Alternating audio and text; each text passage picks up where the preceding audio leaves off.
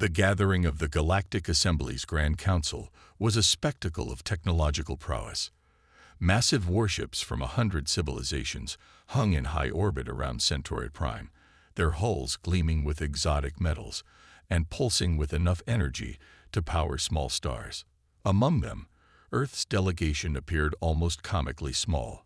Their flagship, the ESS Endeavour, was barely the size of a Kralaxian support vessel. Admiral Sarah Chen stood at attention on the council chamber's presentation platform, her weathered face betraying no emotion as the assembled representatives openly scoffed at the holographic display of Earth's defense fleet. The Arxer delegate, a towering reptiloid with iridescent scales, didn't even attempt to hide his disdain. These vessels, he gestured dismissively at the projection. They are scout ships, yes. Where is your actual combat fleet? This is our combat fleet, council member, Chen replied evenly. The ESS Endeavour and her sister ships represent the pinnacle of Earth's space warfare capability. The chamber erupted in barely contained laughter. The Arxer delegates' throat sacs inflated with amusement. Humanity expects to be taken seriously as a spacefaring civilization with these toys. Our smallest destroyer could obliterate your entire fleet. Chen allowed herself a small smile. She had expected this reaction. It was the same one Earth's ships had received at every first contact scenario. No one ever looked past size to see the true innovation beneath. If the council would indulge me, Chen responded, I'd like to demonstrate exactly what our toys can do. The assembly's high speaker, a crystalline entity that shimmered with internal light, gestured agreement. Proceed, Admiral Chen. Though I warn you, this council's time is valuable. Chen nodded to her aide, and the holographic display shifted to show a massive asteroid field on the outer edges of the Centauri system. 3 hours ago, we detected a Ravager nest in these asteroids. The Ravagers, as you know, have destroyed 17 colonial outposts in the past standard year. Your own fleets have struggled to contain them. The chamber grew quiet. The Ravagers were a genuine threat, cybernetic parasites that infested asteroids and turned them into mobile weapons platforms. Traditional military doctrine called for overwhelming firepower to crack open infested rocks, but the casualties were always steep. Watch, Chen commanded. The hologram zoomed in on 3 small shapes approaching the asteroid field. Earth vessels, each no larger than a typical merchant ship. The council members muttered in disbelief as the ships accelerated to impossible speeds, their hulls flickering with a strange dimensional distortion. Impossible, the Arxer delegate breathed. No ship that small can generate enough power for quantum displacement. But the impossible was happening before their eyes. The Earth ships weren't just moving through space. They were skipping between microsecond quantum states, appearing and disappearing faster than even advanced targeting systems could track.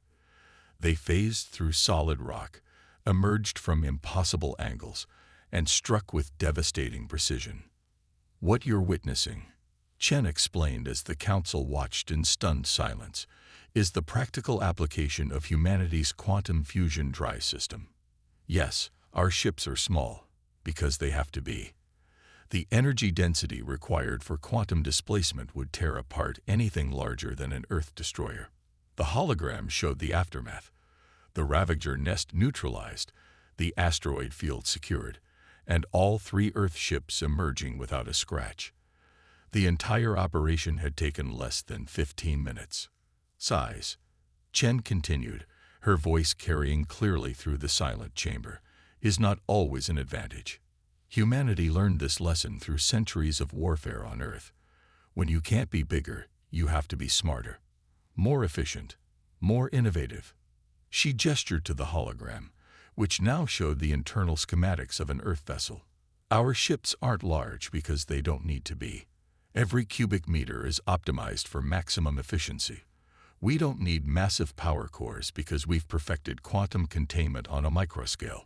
We don't need huge crews because our AI integration systems allow skeleton crews to operate with the efficiency of 1,000. The high speaker's crystalline form pulsed with interest. You've achieved stable AI integration. Even our most advanced civilizations have found this problematic. Necessity breeds innovation, Chen replied. Earth was late to the stars. We knew we couldn't compete with the established powers in traditional shipbuilding, so we had to find another way. Everything about our vessels, from their quantum drives to their AI cores to their adaptive hull geometry, represents a different approach to space warfare. The Arxer delegate had lost his dismissive attitude, his throat sacs now flat with concern. If what you say is true, a fleet of such vessels could change the balance of power in the galaxy. Chen finished for him. That's not our intention. Earth seeks partnership, not dominance. But yes, we want the Council to understand exactly what humanity brings to the table. We may be newcomers to the galactic stage, but we are not to be underestimated. As if to punctuate her point, a priority alert flashed across the chamber's information screens. Reports were flooding in from the outer rim. Massive ships of unknown design had appeared in multiple systems simultaneously. The Council erupted in chaos as preliminary reports showed these vessels easily overwhelming traditional defense fleets. Chen's communicator chirped with a private message from Earth Command. She read it quickly, her expression growing grave. "Distinguished Council members," she announced, her voice cutting through the panic. "It appears you're about to see exactly what humanity's tiny fleet can do in a real combat situation. The Outer Rim is under attack by forces unlike anything we've encountered before, and Earth stands ready to assist." The High Speaker's crystalline form pulsed with urgent light patterns. "You would commit your fleet to this crisis, even after our skepticism." Chen's response was firm. "That's what allies do. And make no mistake, Earth intends to be the best ally this Council has ever had." She paused, allowing a small smile. "Even if our ships are a bit smaller than you're used to." The situation in the Outer Rim deteriorated faster than anyone anticipated. Within hours of the first contact, 3 major colonial systems had gone dark. The massive unknown vessels, which the Council quickly dubbed nomads, demonstrated technology that made even humanity's quantum drives look primitive. Admiral Chen watched from the ESS Endeavor's command deck as the tactical display showed another Council battle group being torn apart. The Nomads' weapons didn't just destroy ships, they unraveled them, breaking down matter at the subatomic level. Traditional shields proved useless against such attacks. "Analysis complete, Admiral," reported Dr. Emily Santos, the Endeavor's chief scientist. Her holographic avatar flickered beside Chen's command chair, representing the ship's hybrid human-eye command structure. "The Nomads are using what appears to be string manipulation technology. They're not just attacking our ships, they're altering the fundamental forces holding them together." Chen's expression remained stoic, but her mind raced through the implications. No wonder the Council's big ships are falling so easily. More mass just means more particles to unravel. "Precisely," Santos agreed. "But there's something else. Watch this." The tactical display zoomed in on a confrontation between a Nomad vessel and a Kralaxian dreadnought. The massive Council ship fired its main weapon, a planet-cracking particle beam that could vaporize small moons. The Nomad ship didn't even attempt to evade. Instead, the beam simply disappeared into it, as if absorbed by a black hole. "They're not just manipulating matter," Santos explained, her avatar's expression grave. "They're manipulating space itself, creating localized pockets where our physics simply doesn't apply." Chen stood, moving closer to the display. "Can we counter it?" "Maybe." Santos brought up a new simulation. "Remember the quantum displacement field we use for our drives? It already operates on similar principles, creating microscopic spaces where normal physics breaks down. If we could modify it, we could match them at their own game." Chen finished. She opened a channel to Earth Command, knowing this would be a hard sell. "Central, this is Endeavor. We need emergency authorization to implement Protocol Omega." There was a long pause. Protocol Omega was theoretical, a dangerous modification to their quantum drives that could allow for even more extreme space-time manipulation. It had never been tested because the energy requirements were astronomical and the risks of catastrophic failure were high. "Authorization granted," came the response. "All ships implement Protocol Omega. God help us all." Over the next 12 hours, every Earth vessel in range underwent rapid modifications. Their already compact designs proved advantageous. Smaller ships meant smaller areas to protect with the experimental technology, while the Council's massive fleets continued to fall back under the Nomad onslaught. Humanity prepared its counterstrike. The first test came at the Battle of Proxima Ridge. 3 Nomad vessels had cornered a refugee convoy, their string weapons beginning to tear apart the civilian ships. The ESS Endeavour and 2 sister ships, the Defiant and the Challenger, emerged from quantum space directly between the Nomads and their prey. "All ships, activate Omega protocols," Chen commanded. The familiar quantum displacement field around her ship shifted, taking on a new configuration that made reality itself seem to bend. The Nomads fired their unraveling beams, but instead of destroying the Earth ships, something extraordinary happened. The beams hit the modified quantum fields and reflected back, caught in a loop of distorted spacetime. The Nomad vessels reeled, their own weapons temporarily useless. "Now," Chen ordered, "show them what humanity's toys can really do." The 3 Earth ships moved as one, their new Omega fields creating ripples in spacetime that the Nomads couldn't predict or counter. They struck from impossible angles, their conventional weapons enhanced by the same physics-defying properties that had made the Nomads so devastating. The battle was brief but decisive. When it ended, the Nomad vessels were reduced to drifting hulks, their string manipulation technology neutralized by humanity's improvised countermeasure.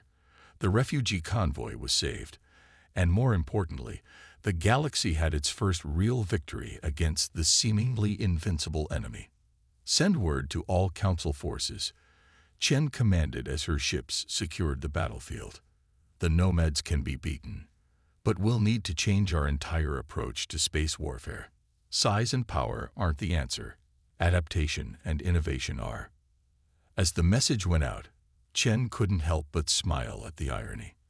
The very ships that had been mocked for their size were now the galaxy's best hope for survival.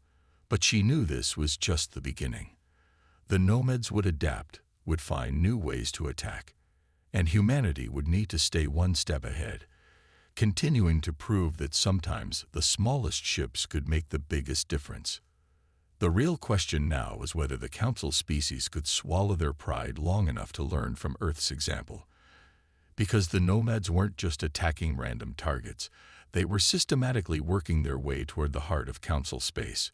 And if the galaxy's combined forces couldn't learn to fight smarter instead of bigger, there wouldn't be much of a civilization left to defend. News of humanity's victory at Proxima Ridge spread through Council space like a shockwave. The Arxer delegate who had once mocked Earth's fleet now led the charge to form a joint defense initiative under human tactical command. But Admiral Chen knew the real challenges were just beginning. "They're learning," she reported to the emergency council session, gesturing to the tactical display showing the latest Nomad movements. "Each encounter with our Omega-modified ships teaches them more about how we've adapted their own technology. We need to evolve faster than they can." The council chamber, once filled with derision toward human military capability, now hung on her every word. The High Speaker's crystalline form pulsed with urgent patterns. "What do you propose, Admiral?" "Something unprecedented," Chen replied. "We need to completely reimagine how we fight in space. The Nomads have shown us that traditional warfare is obsolete. We're not just fighting ships. We're fighting entities that can reshape reality itself." Dr. Santos' hologram materialized beside Chen, her avatar's expression focused. "We've analyzed the debris from the Proxima Ridge battle. The Nomads' technology isn't just advanced. It's fundamentally different from anything we've seen before. They don't build ships in the conventional sense. They grow them, using string theory manipulation to weave spacetime into living vessels. The council erupted in shocked murmurs. The idea of living ships wasn't new, but creating them from the fabric of spacetime itself was beyond anything their civilizations had conceived. Which is why, Chen continued, we need to stop thinking like traditional naval forces. Earth has developed a new combat doctrine we call the quantum swarm protocol. Instead of trying to match the nomads ship for ship, we create interconnected fields of quantum-distorted space that work together, like neurons in a brain. The tactical display shifted to show a simulation. Dozens of Earth's small ships moved in perfect synchronization, their omega fields linking and overlapping to create complex patterns in spacetime itself.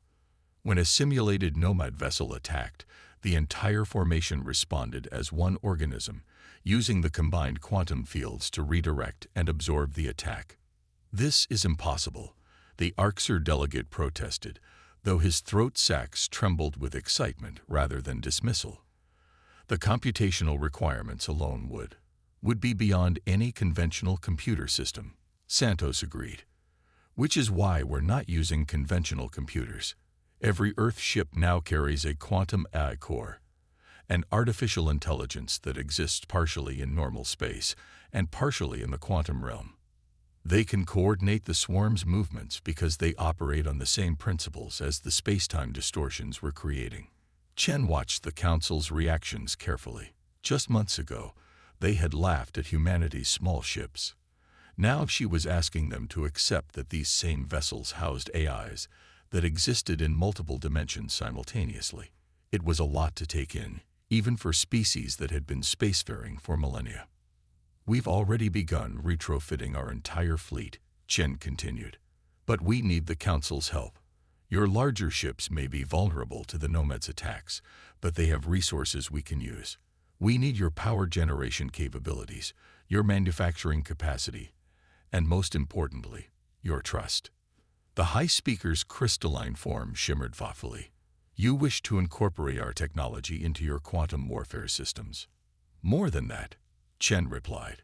We need to teach your crews how to fight alongside us. The quantum swarm only works if every ship, every crew, understands their role in the greater pattern. We're not just asking for your resources, we're asking you to learn an entirely new way of thinking about space combat. As if to emphasize her point, emergency alerts flashed across the chamber's displays. The Nomads had adapted faster than expected, launching a coordinated attack on 3 major Council worlds simultaneously. Their new tactics showed they had already begun to counter the Omega field modifications that had worked at Proxima Ridge. We don't have time for pride or politics, Chen declared, her voice cutting through the rising panic. Earth's fleet is mobilizing with our new quantum swarm protocols, but we're too few to defend everything. We need your ships, your crews, and your commitment to change. Otherwise, we're just fighting a losing battle against an enemy that evolves faster than we can. The Council chamber fell silent as the gravity of the situation sank in. Humanity had proven their worth not just through technology, but through their ability to adapt and innovate.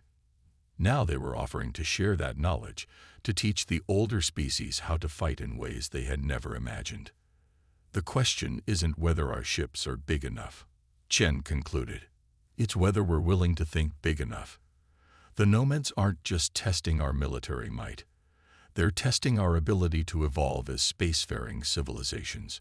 Are we going to cling to our old ways and die, or are we ready to embrace a new era of quantum warfare? The Council's answer would determine not just the fate of the current crisis, but the future of galactic warfare itself. And as the emergency alerts continued to flash, showing the Nomads' inexorable advance, humanity's innovative approach to combat was quickly becoming the galaxy's only hope for survival. The transformation of the Council's military forces happened faster than anyone thought possible. Necessity proved to be a powerful motivator, and the Nomads' relentless advance gave them no choice but to adapt or perish. Within weeks, the first Joint Human Council Quantum Swarm Task Force was ready for deployment. Admiral Chen stood on the Endeavour's command deck, watching as the combined fleet assembled near the Arcturus Gap. The sight was unprecedented. Massive Council dreadnoughts now bristled with human quantum technology, their hulls modified to generate omega fields. Between them, Earth's smaller vessels darted and weaved, their AI cores helping coordinate the complex dance of overlapping quantum spaces. Quantum synchronization at 98%, Dr. Santos reported, her holographic form flickering with data streams. The Council crews are adapting to the neural interface systems better than expected. Chen nodded. Teaching other species to use human quantum AI technology had been a risk, but a necessary one. The nomads had already broken through the outer defensive lines, and intelligence suggested they were massing for a major push toward the core worlds. Fleet-wide quantum link established, Santos continued. All ships are now part of the swarm consciousness. The sensation was subtle but unmistakable. Chen could feel the presence of every ship in the fleet at the edge of her awareness, their quantum AI cores linking together into a vast neural network that spanned light years of space. The Council crews had described the experience as both terrifying and exhilarating, becoming part of something larger than themselves while still maintaining their individual identity. Multiple quantum distortions detected. The warning came simultaneously from 1,000 linked minds. Nomad fleet incoming. The void ahead began to twist and ripple as the enemy emerged. But these weren't the same nomad vessels they had faced before. They had evolved, their living ships now incorporating aspects of the quantum technology they had encountered in previous battles. They've been learning from us, Chen broadcast through the fleet consciousness, just as we learned from them. But they don't understand the most important lesson yet. The nomad fleet struck first, their weapons tearing holes in reality itself. But instead of trying to dodge or block the attack, the human Council fleet responded as a single organism. The quantum fields between ships pulsed and shifted, creating a complex geometric pattern that channeled the enemy's energy through carefully calculated paths.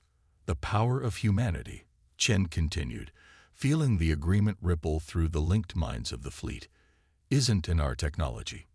It's in our ability to adapt, to take new ideas, and make them our own. And most importantly, it's in our ability to work together. The battle that followed defied conventional description. Ships moved in patterns that would have been impossible to coordinate without the quantum neural link. When the nomads attacked one section of the fleet, the entire formation responded instantly, quantum fields shifting to distribute the damage across multiple vessels or redirect it back at the enemy. Council dreadnoughts, once vulnerable to the nomads' reality-warping weapons, now served as anchor points for massive quantum field configurations. Earth vessels darted between these stable points, their omega drives creating complex interference patterns that disrupted the enemy's ability to manipulate spacetime. But the nomads were far from helpless. They adapted in real time, their living ships evolving new countermeasures with each exchange. The battle became a rapid evolution of tactics and technology, each side trying to outthink and outmaneuver the other in ways that bent the laws of physics. They're trying to isolate us, Santos warned as the enemy fleet began a new formation. Breaking up our quantum link would disable the swarm protocols. They still don't understand, Chen replied, both to her crew and through the fleet consciousness. The link isn't just in the quantum fields. It's in our minds, our determination, our shared will to survive. She sent a new tactical pattern through the neural network, and the fleet responded instantly. The massive Council ships began to pulse their quantum fields in a precise sequence, creating a cascade of space-time distortions. Earth's vessels wove between these pulses, their own omega fields adding to the effect. The result was something never before seen in the history of space warfare. A massive quantum resonance wave that expanded outward through space itself. When it reached the nomad fleet, their carefully maintained control over reality began to break down. Their living ships, so dependent on their ability to manipulate spacetime, found themselves trapped in pockets of chaotic quantum fluctuation. Now, Chen commanded, and the entire fleet struck as one. The nomads' defeat wasn't just decisive, it was revolutionary. For the first time, the galaxy had witnessed the true potential of combining multiple species technologies and tactics under a unified quantum consciousness. The victory proved that humanity's greatest contribution to space warfare wasn't their technology, but their ability to bring different approaches together in innovative ways. As the quantum link began to fade and the fleet consciousness dissolved, Chen could feel the lasting impact of the experience on every crew member, human and alien alike. They had achieved something unprecedented, not just defeating a superior enemy, but fundamentally changing how spacefaring civilizations would approach warfare and cooperation. 6 months after the Battle of Arcturus Gap, the Galactic Assembly gathered once again in the Council chambers. The massive warships still hung in orbit around Centauri Prime, but they were different now. Modified with quantum technology, their crews forever changed by their experience with the swarm consciousness. Admiral Chen stood at the same podium where she had once faced mockery for humanity's small fleet. This time, there was no laughter. The High Speaker's crystalline form pulsed with respectful light patterns as they addressed the assembly. We gather today to formally recognize the profound changes that humanity has brought to our civilization, the speaker began, not just in terms of military technology, but in our fundamental understanding of what it means to be a spacefaring species. The tactical displays showed the ongoing transformation of galactic society. The quantum neural link technology that had proven so decisive in battle was being adapted for peaceful purposes. Ships of all sizes now carried quantum AI cores, allowing for unprecedented levels of cooperation and coordination in everything from trade to exploration. The nomads taught us that size and power alone cannot guarantee survival. Chen addressed the assembly. But they also taught us something more important. That evolution isn't just about developing new weapons or bigger ships. It's about growing beyond our limitations, about learning to see the universe in new ways. Dr. Santos' hologram appeared beside her, now a permanent advisor to the Council on Quantum Integration Technology. The neural link showed us that we're capable of more than just coexistence.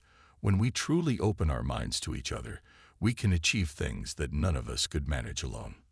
The evidence was undeniable. In the months since the battle, the combined research teams of multiple species had made extraordinary advances.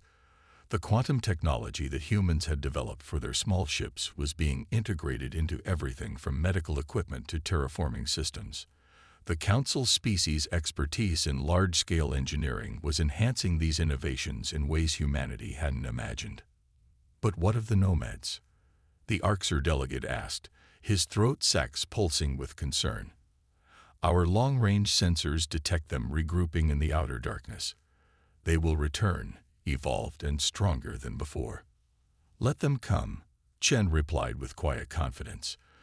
Because when they do, they won't find a collection of separate species trying to protect their own territories. They'll find a unified civilization that has learned to combine the best aspects of all our cultures and technologies. She gestured to the tactical display, showing the new defense networks being established throughout Council space. Massive quantum field generators based on Council engineering were linked with swarms of human-designed AI coordinators. Ships of all sizes now work together in ways that would have seemed impossible just months ago. The nomads thought they could exploit our divisions, Santos added. Instead, they forced us to overcome them. Every attack made us stronger, more unified, more innovative. The High Speaker's crystalline form shimmered with agreement. And yet we must acknowledge that none of this would have been possible without humanity's influence. Your species' ability to think beyond conventional limitations, to adapt and innovate in the face of superior force, has changed the course of galactic history. Chen smiled, remembering the derision that had greeted Earth's first fleet. We had to think differently because we started small. When you can't overpower your problems, you learn to outsmart them. Now, with the combined knowledge and capabilities of all our species working together, there's no limit to what we can achieve. The assembly chamber filled with approving murmurs as new reports came in from the quantum network. The modified council ships were proving more effective than ever at their traditional roles, while humanity's smaller vessels continued to push the boundaries of what was possible with quantum technology. "We stand at the beginning of a new era," Chen concluded, "one where the size of our ships matters far less than the size of our ideas. The nomads wanted to test our ability to evolve. Thanks to our unity and shared innovation, we've evolved beyond anything they, or we, could have imagined." As the assembly concluded, Chen found herself reflecting on how far they'd come. The galaxy had learned that true strength didn't lie in the size of one's fleet or the power of one's weapons.